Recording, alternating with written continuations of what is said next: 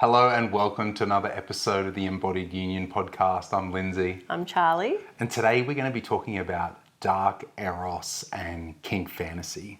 And wet dreams. Let's start there. Yeah, so I myself I confess, I've never had a wet dream. I know you've told me that, but a part of me is saying you're lying.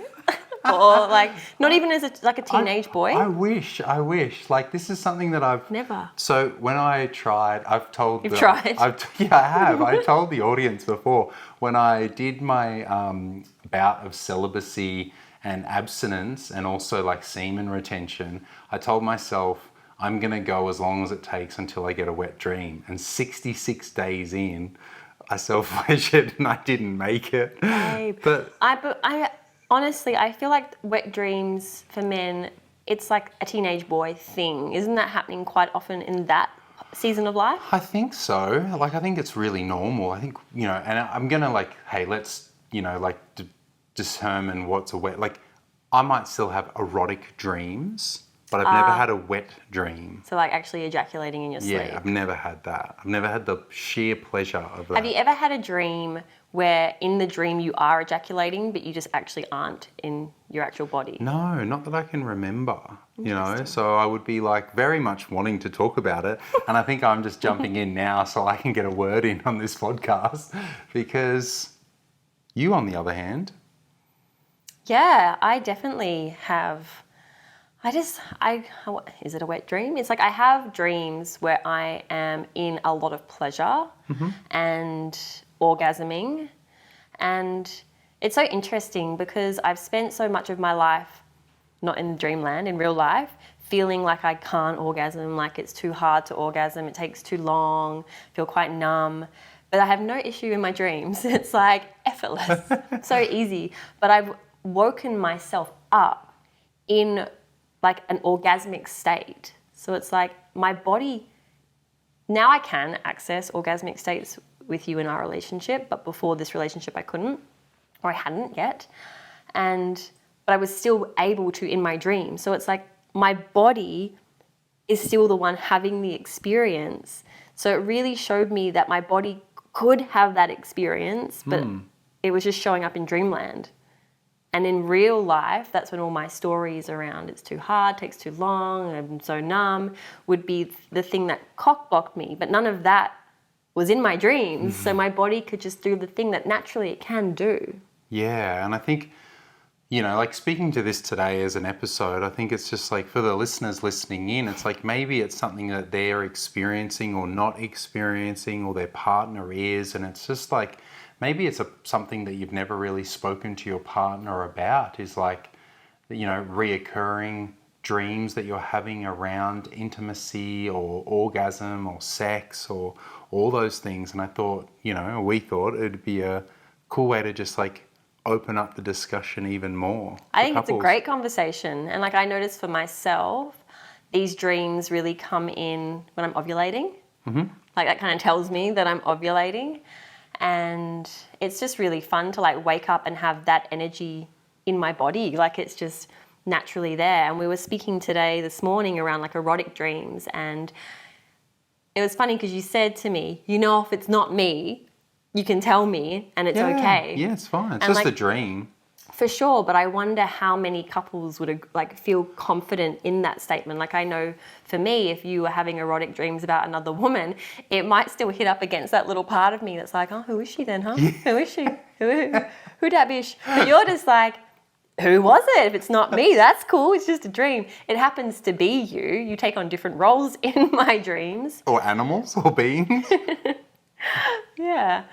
But yeah, I wonder how many men or women would be uncomfortable if their partner, or feel threatened if their partner was having an erotic dream about somebody else. Yeah, or an ex-lover or something like that. It's someone that they shouldn't have erotic dreams about, and it's exposing those things. And I think, as both of us being therapists, it's kind of the dreamland is the unconscious, right? So it's this...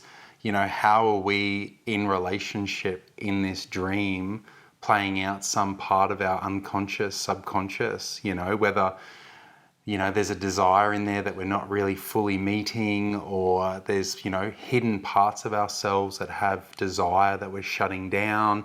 And I think that's why we kind of went from the dreamscape into like the dark Eros, because sometimes the dreams can be quite full on and not usually what we like, So I think it's like, is this a gateway for the listeners out there to be listening into their dreams and sort of going, well, is this something that I do actually want to experience? And it doesn't have to be like an exact replica. Like I'll share some of my dreams. Like, actually, let's just start with like dark Eros. So the reason we wanted to talk about dark Eros is because I think it's something that we all have in our system. Definitely. And I think it's a gateway into accessing our like multi-orgasmic pleasure potential. And I think, and I'm only going to speak for women, I think a lot of women haven't actually tapped into that. And I think maybe one, because they haven't been shown how, what's possible. Yeah. Two, I think there's a lot of shame. Oh, yeah. Shame in sex and like fantasy, and so many things are suppression, taboo. Oh, yeah. And like we often end up with shame around sex from like really early, like really childhood, those early years where something might get shut down. Like children, young children are sexually curious. And just curious in general. We don't even like know what there's it that is. sexual, there's a sexual curiosity that presents really early. And if the parent does not know about that or isn't comfortable with their own sexuality, they can shut that down in the child because they can't actually be with what it brings up in them. That's right. And so a lot of us, without even knowing, like have had some kind of sexual shaming, and especially like just religious traditions like that. And there's so many things, so many reasons why this part of us gets shut down. You might hump a teddy when you're 4 years old. Yeah. Or press yourself up against a piece of furniture. I did with the couch. Yeah, I right? remember being like really, I can't tell you how old, but like just like kind of pressing myself up against an edge of the couch and being like, feels pleasurable. I don't know what I'm doing, but there's pleasure there. So it's just like, yeah. Yeah, for sure. I think the same thing. Or, like as a kid, I remember rolling around with my male friend and like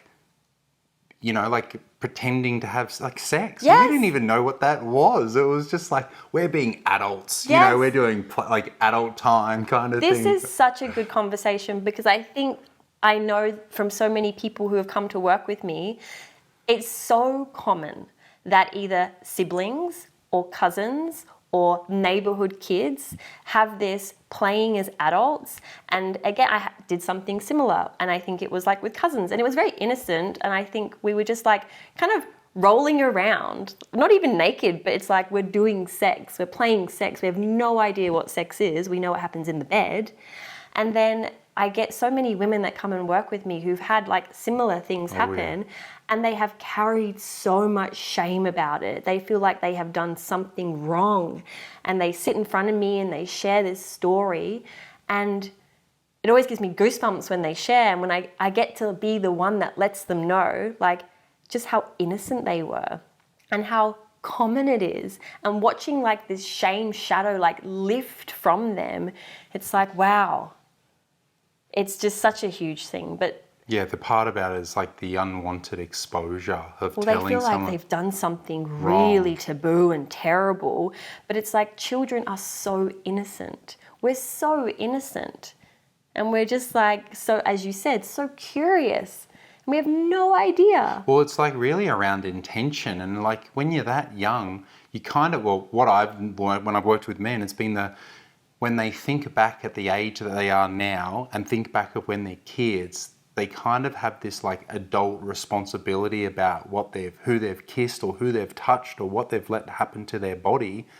And it's kind of like, hold up, you were 4, you were 6, you were 8, you were 10. You were just like, you don't really know yet. You just sort of like, it is innocent, and the opposite of guilt is innocence. So and getting to remind people of their innocence, like it really is the antidote to a lot of shame. Yeah. And with that said, I still think collectively we carry a whole lot of shame for this reason and for many other reasons that blocks our access to our Eros. Yes. And it definitely hides our dark Eros. in the shadows. And I see lots of women, adult women, who feel blocked to intimacy, blocked to their pleasure, blocked to their arousal. And I think a big part of it is that they've shut down unconsciously their like dark Eros. And as to kind of come back full circle, our dark Eros can play out in our dreams. It's in our fantasies. It's like what we're not saying. It's what we're not wanting to say we want to explore. Yeah, well, I think about it like a body of water, and it's like the depth. Like when we go just a little bit, it can be quite fun and like new relationship kind of energy, and it's like it's easy and it's almost relaxing. But to like go to the depth as a like I think for women that like the taboo of it is like, oh, there's way more pleasure in there and it's a bit more wild and unknown. And I know I'll speak for men after, but I'm really like liking this idea of like, I'll give a perfect example. Some of the biggest fantasies for women. Vampires, werewolves or like some type of animal, some type of rape fantasy, like some dark, mysterious intruder, bad person, bad guy energy. It's like dating the villain. You know why? Because all of that, and like so can own that I used to be like really into vampires. Like the thought of a vampire. I remember watching, what was that movie with Tom Cruise? Yeah. What's it called? Interview with a Vampire. Yeah, it was just like, I'm really young watching this and I'm like aroused. I'm just like super into vampires. And that's why there's like Twilight, all of it. But it's the primal. It's like that primal, like even like a werewolf. It's like an animal instinct, this like beast that's like can't be controlled. Like his Eros is so out of control. It's just like, whoa, there's something about that I think like activates our own primal animal. Definitely. Yeah. Definitely gives permission, like their permission and their power. Like I wonder sometimes if it's a bit about power, and I think that's why in what I've sort of seen with a lot of women, I feel like the women that have really developed their dark Eros don't get triggered by men that have power or that men in their power, but women that haven't fully claimed their dark Eros and their own inner darkness are scared to surrender fully if they're in a heterosexual relationship to a man that really can take her there, if that makes sense.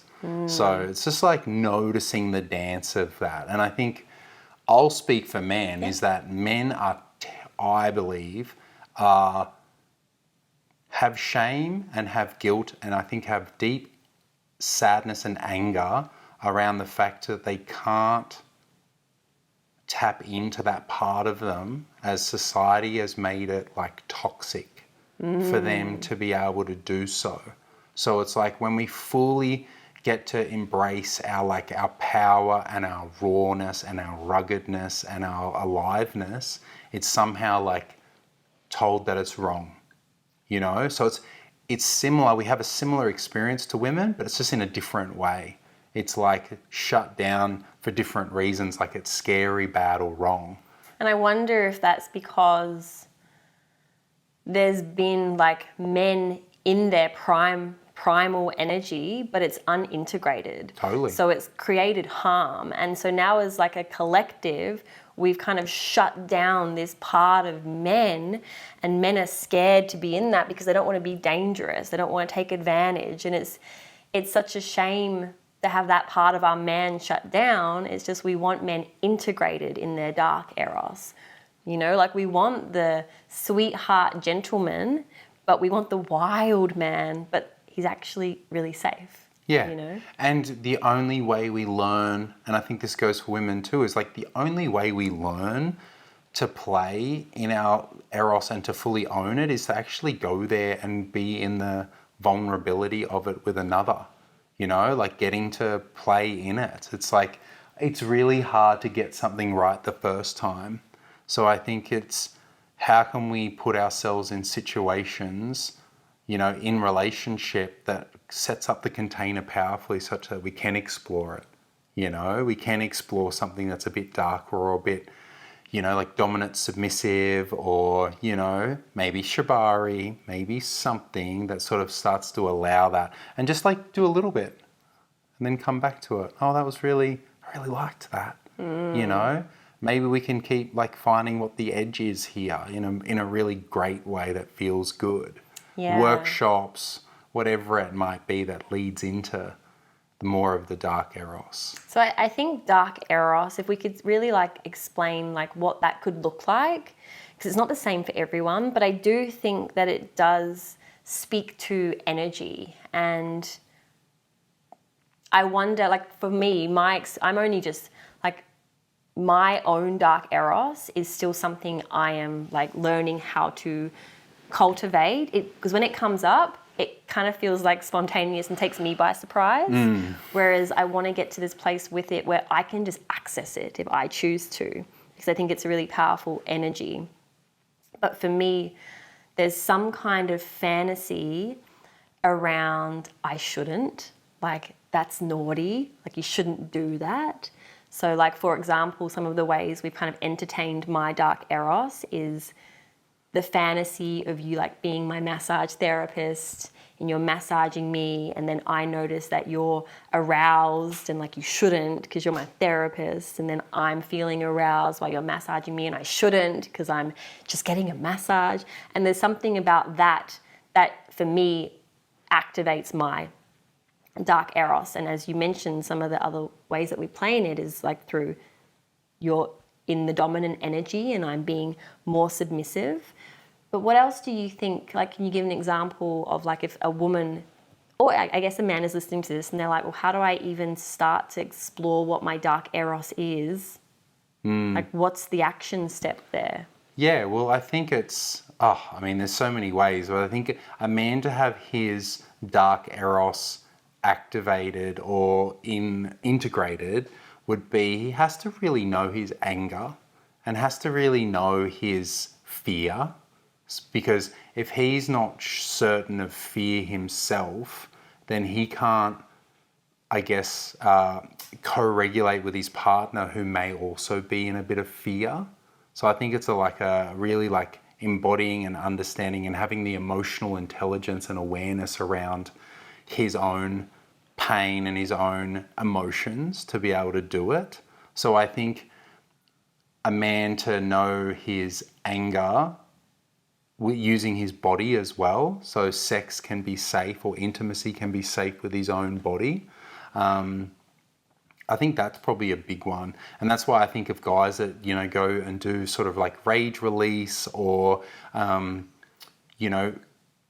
making sure that any resentment, upset, fear or sadness towards women is cleared, so the energy is clear in their intimacy. Yes. I think that's really important. Like, for the listeners there, it's like there's a bit of work to do before you tap into your dark Eros. There's a reason why not everyone gets to explore and enjoy the fruits of dark Eros work, is because there's a bit of groundwork to create enough safety. Embodiment and somatic work, for sure. To get there, maybe the listeners are listening like, cool, I'm going to go home and, I don't know, put a balaclava on and jump through the window later tonight for my partner. And like, that might work, Just make sure that's what she wants. Yeah.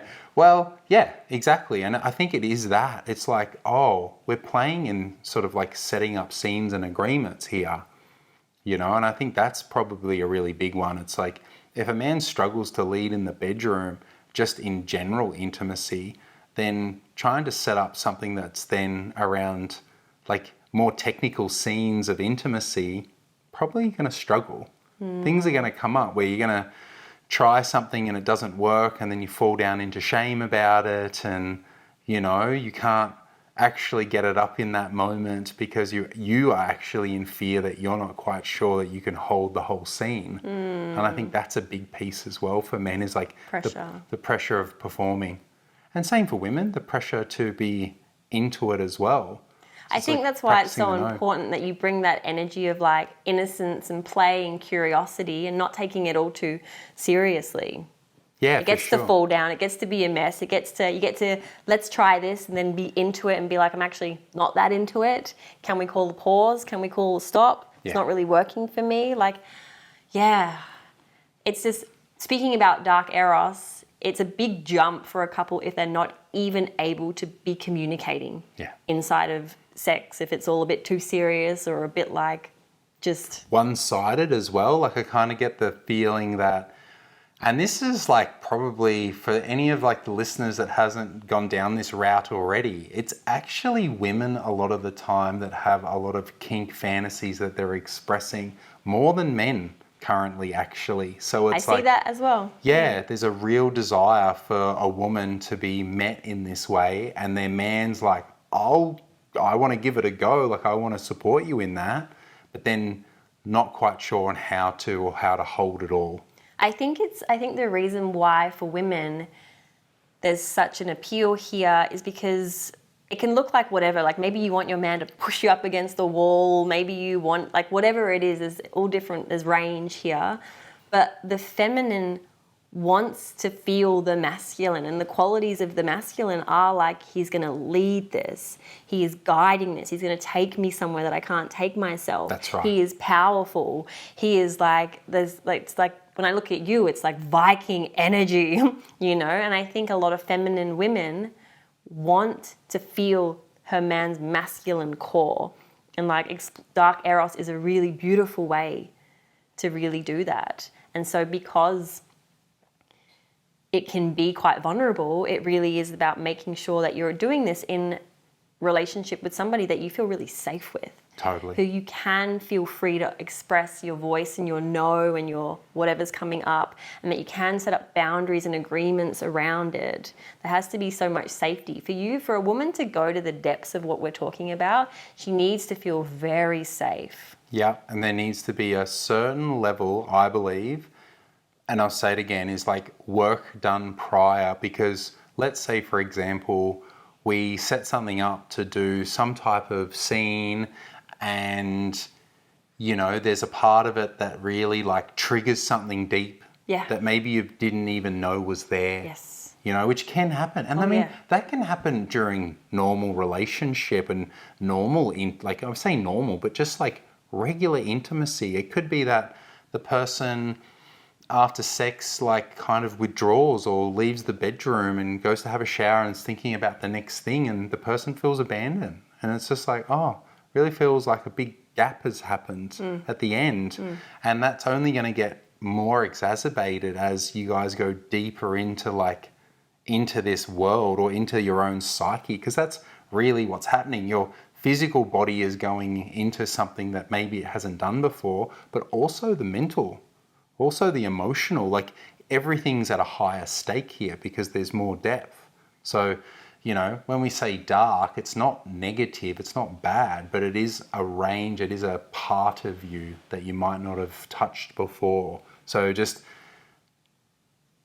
trigger warning, you know, that you might need to also be really mindful about aftercare for both of you. And just know, like, no one gets this perfectly right. And I don't think there's the intention to actually like harm or hurt. It's like maybe something happens and in the heat of the moment, a boundary gets crossed. A boundary would likely to get crossed at some point. And it's like, not that we throw everything out. It's just like, oh, that happened, you know, and we make sure we work around that so we know for next time. Yeah. And we know how to like keep the trust, safety, trust, respect, you know, the fertile ground of relationship and an access point into dark Eros.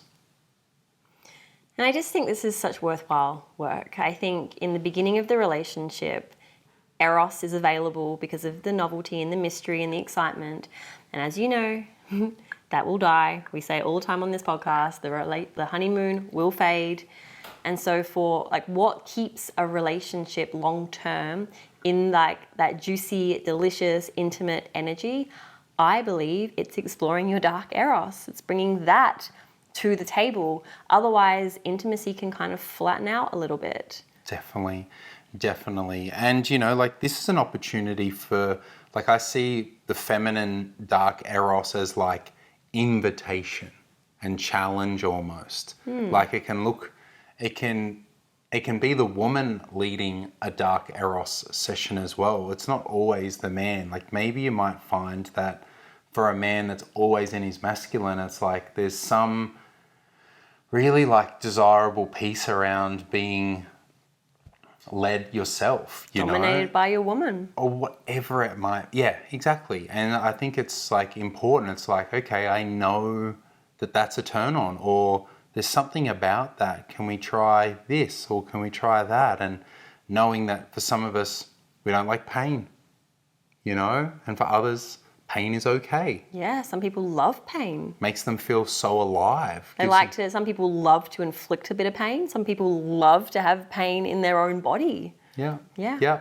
Different music, different lighting, lights on, lights off. Like, it gets to be so much fun. Like, soft paddles, hard paddles, whips, you know, like it can look very kinky, but dark Eros can just actually be very much around like the mental anticipation as well, inside the bedroom and outside, you know. I think that's actually quite important. It's like just listening to this and being really inspired to like try on dark Eros in the bedroom. It's really important that you're cultivating not necessarily dark Eros outside of the bedroom, but just like safety in relationship. Like there's respect there. There's like doing your relationship housekeeping, making sure there aren't the unspoken words. Like having your relationship feel really safe and solid is the foundation of this. Yeah, yeah. I really like this. This has like given me lots of food for thought around like things that maybe I haven't thought to ask for or to explore with you. And it's like, it gets to be like this really cool exploration, because I know for so many of us, we have this like idea of how it should go or how it should look. And it's like, keep reminding us all to just throw all the expectations in the bin and play. Yeah. You know, like this is the aspect that we get to do this, to know ourselves and to learn about ourselves, and just know that, you know, this is like a broader range of intimacy available for you both, you know, in ways that you might not ever expect. So you might be completely happy in relationship and love the lovemaking and the intimacy that you have. And what if? I want to add one thing is don't yuck someone's yum. So if you're like being brave and courageous to open up these conversations with your partner that you maybe haven't, and maybe they share something that in the first instance, you're like, I am a no to that. Like, I don't want to do that. It's like, can you still hold compassion for that person who has just vulnerably shared something with you that might be a kink for them? And it doesn't mean you have to cross your own boundary and be a yes to everything, but just ensure that you're not then shaming, like unintentionally shaming your partner for their vulnerability. Totally. And I think inside of that, it's just a reminder that asking your partner about something pretty wild and kinky when they're like in the middle of the dishes, pretty much anything's probably going to be a no, right? So it is around set and setting, you know, and playing in that, because I know in the heat of the moment for myself, it's like I might be a no to something, and then in the moment it's like, oh no, that would be great, or that would be, yeah. That's so true for us, you know, like you'll ask me if I'm up for this, and I'm like, I'm working, like I'm in my masculine, I'm in my business, like you're asking my head. Yeah. But in that same day, if we're in the energy of intimacy and you're like, what about now? It's like, go for it. Yeah. So pick your time, be intentional. Yeah, yeah. And just know that this is the part in each person in the relationship. Again, it's what's my relationship to rejection? What's my relationship to my shadow? What's my relationship to being a man and being the leader and being in control? Like, you know, if I'm a man that's avoiding control in his life, then this would be really confronting. And a man that's always in control, it could be a really beautiful way to like get to embody it without feeling like he has to have shame around it, or for his partner to fully receive it in a way that feels really good. You know, it's like you get to bring all these different archetypes to the relationship. I'm thinking about women that get to bring their slut almost to relationship, where it's like they get to be, I can't tell you how many women want to be a stripper or like want the experience of being a stripper or a burlesque dancer. Like there's so many like kind of heels classes and burlesque classes now, so we can see that women, like they are starting to tap into this part, but it's a part that we have, and it's just like, how can we own like our inner slut? Yeah, and like for a man, it's like, when was the last time you maybe like danced for your girl, danced for her, just so she can be in her like fun and excitement and play and get to like want you back, so to speak. It's like they get to be in the, I don't have to hold back and act like, oh, I'm not into it, when I probably am, you know? It's like the full permission piece. It's like, what a beautiful gift that you can share with your partner, of giving yourselves both the permission to have more range without necessarily having to have more novelty. It's like it's a deeper depth of experience. Love that. Yeah, it's really beautiful, really good connection. And that's what we're so here for. Like, this is why we do this podcast. It's what we embody in our own relationship, like the depth of intimacy, not surface stuff. Like, how can we experience the depth of what is on offer? And it does take a level of courage and vulnerability. And I just so appreciate that you want to do that with me.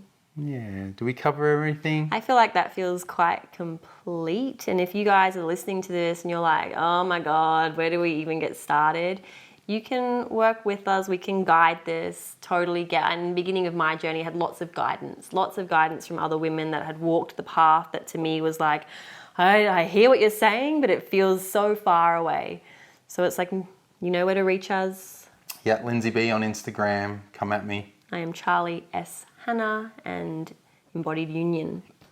And if you love the episode, please Let give us us know. Yes, and subscribe. Do the thing. All right.